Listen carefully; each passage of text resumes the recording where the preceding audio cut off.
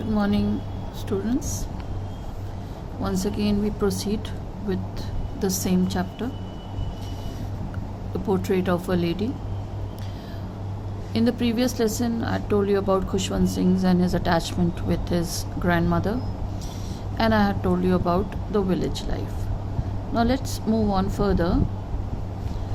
My grandmother always went to school with me because the school was attached. This we had done about the village. When my parents were comfortably settled in the city, they sent for us. That was a turning point in our friendship. Now, we already know that the parents, they had left Khushwant Singh under the caretakership of the grandmother, and when his parents, they were settled in the city, they called for him and his grandmother. Now that was a turning point, meaning that was a change that came between their friendship. Although we shared the same room, my grandmother no longer came to school with me. Now, since the school was an English school and the grandmother had no work over there, earlier she used to go to the village school because a temple was attached to it. But over here it was an English school, so she did not accompany him, and there was another reason for that. I used to go to an English school in a motor bus. Now he used to go on a motor bus. Earlier she used to go walking with him. There were no dogs in the street, and she took to feeding sparrows in the courtyard of our city house. Now I told you that she was kind to animals also, she was fond to animals also. Now since she did not accompany Khushwant Singh to the school and there were no street dogs like in the village, so now she started feeding the sparrows in the courtyard of the city house. And a turning point came in their friendship. This is what the paragraph it tells. As the years rolled by, we saw less of each other. Now the children, they start going to school, then they have less time to spend with their grandparents, with the load of the school also. So less time, less they used to see each other less. For some time she continued to wake me up and get me ready for school. When I came back, she would ask me what the teacher had taught me. I would tell her English words and little things of Western science and learning. Now English words at those times difficult for a grandmother to understand, and science, of course, if it was beyond imagination, the law of gravity, Archimedes' principle, the world being round, etc. So this was difficult for the lady to understand, and since it was difficult for her to understand, she lost interest in noticing his studies. This made her unhappy. She could not help me with my lessons, obviously, because she knew nothing about science and English and Archimedes' principle and laws of gravity and the world being round, so she could not help, and so she was unhappy and was distressed that there was no teaching of about God and the scriptures. So nothing about the holy writings and nothing about God was taught in the school, so she was unhappy with that also. One day there was no teaching. One day I announced that we were being given music lessons. She was very disturbed. Now one day as Khushwant Singh came back home, he said that now lessons were also being given in the school, and now she was really very disturbed with that, because to her there was a reason, because to her music had lewd associations. Now music had been associated with indecent people. It was the monopoly of harlots and beggars. Now, it was considered to be the possessions, music was considered to be the profession or the possession of the indecent women and beggars, and not meant for gentlefolk, and not it was not meant for civilized people, it was not meant for well-to-do noble people.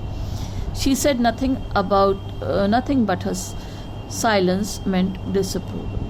Now, she did not really say anything. She said nothing, and she was just disturbed, and her silence, it just proved that she did not agree with music being taught in the school. And after that, she rarely talked to me after that, meaning she did not talk to him too much. When I went up to university, I was given a room of my own. And then earlier they shared the same room when he came back to the city. And now when he went up to the university, as he grew up, I was given a room of my own. And so the common link of friendship was snapped. And then, since they shared the same room, and when you are in the same room, there is some communication.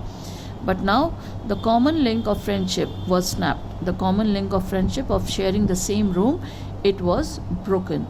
My grandmother accepted her seclusion with resignation.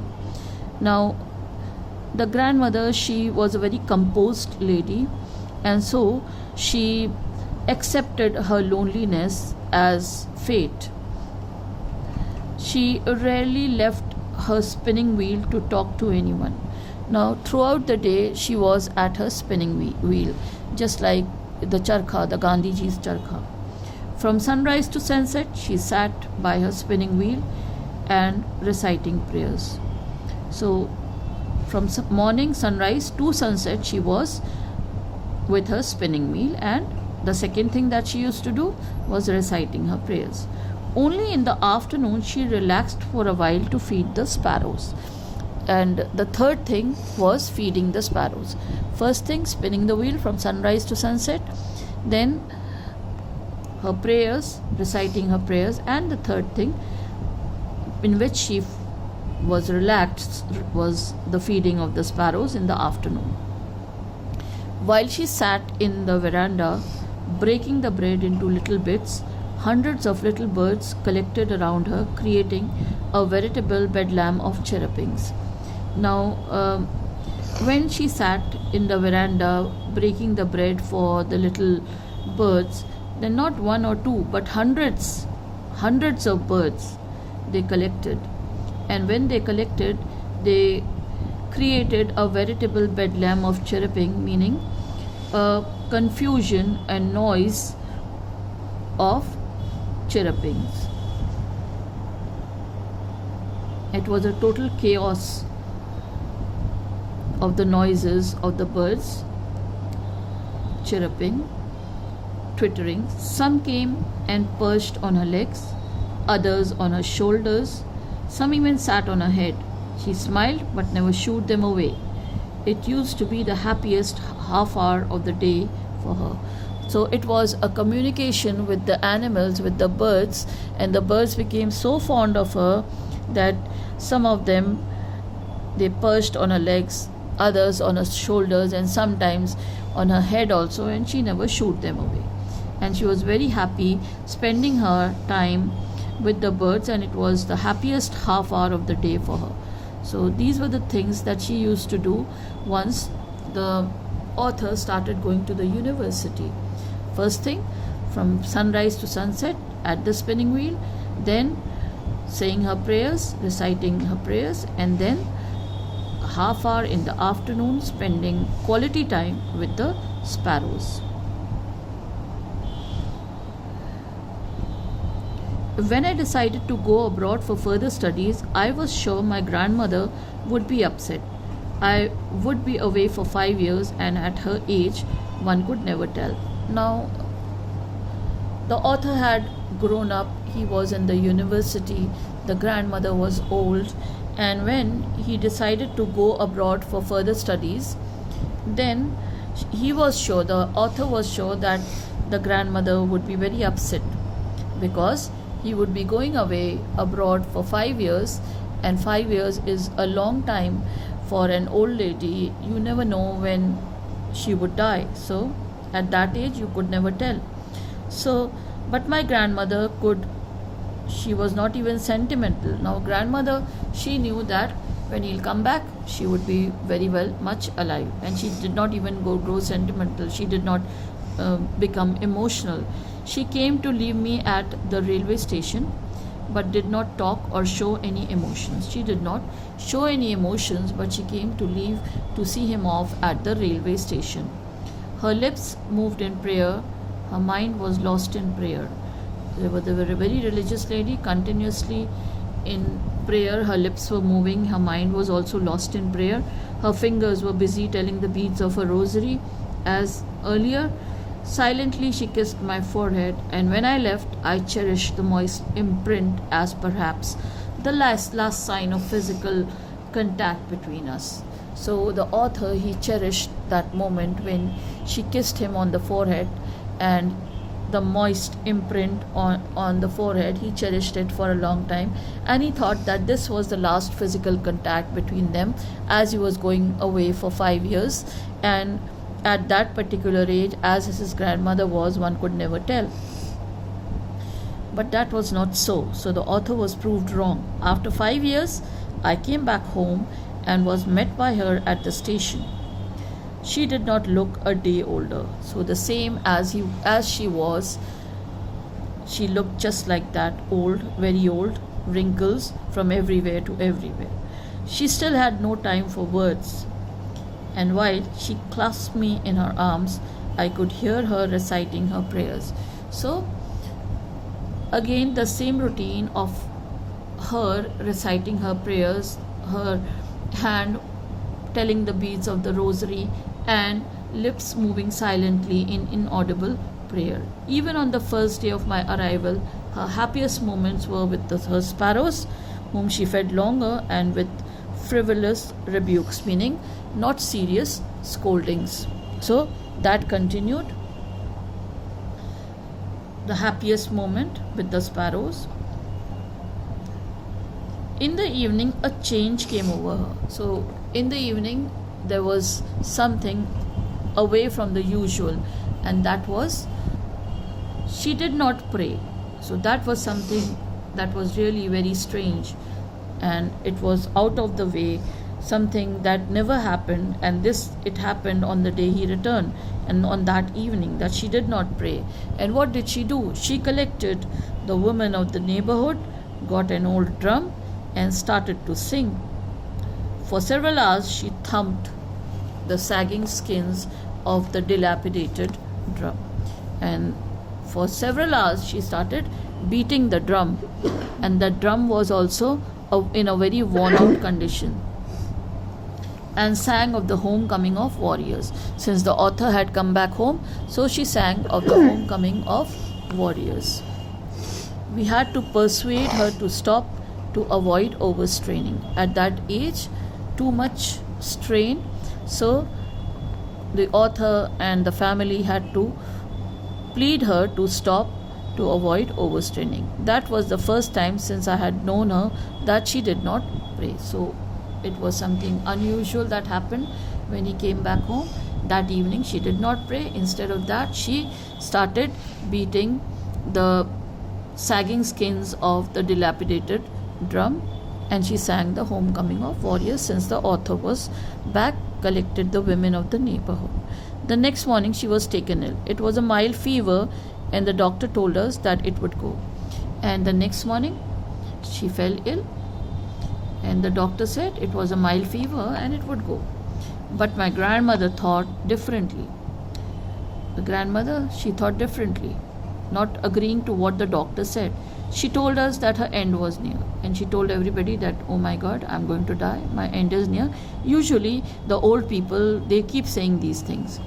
She said that since only a few hours before the close of the last chapter of her life, she had omitted to pray, she was not going to waste any more time talking to us. And she said, since these are the last moments of her life, and she had not prayed, she had omitted her prayer, so now she's not going to waste time with the family members, and she's going to continue with her prayers.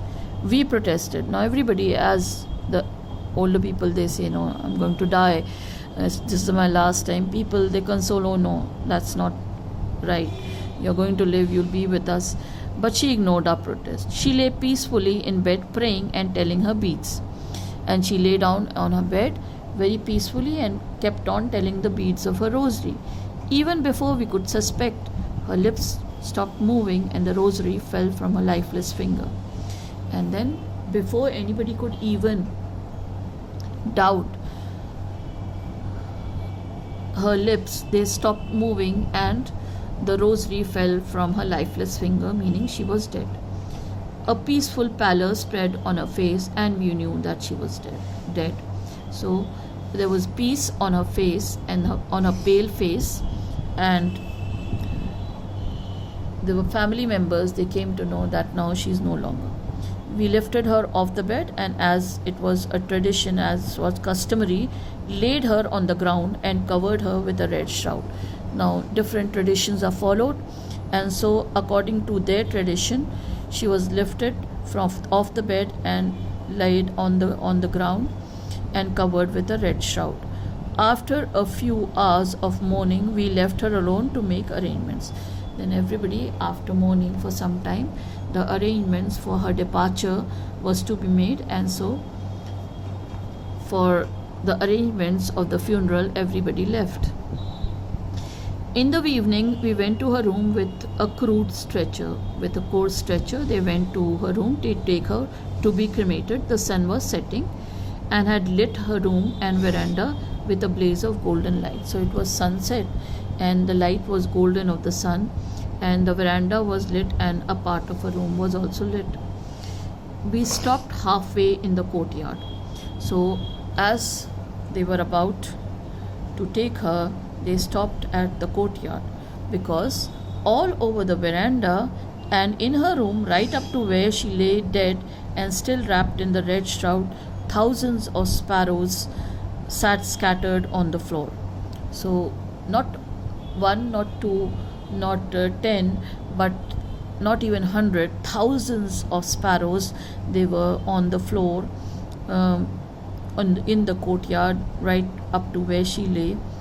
And they were all very silent. There was no chirruping.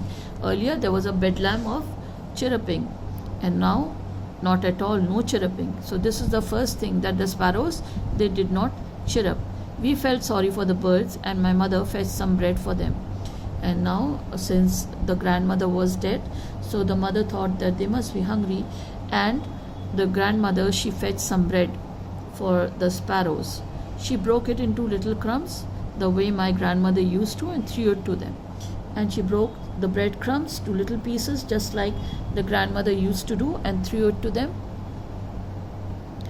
The sparrows took no notice of the bread. Now the sparrows, they did not eat.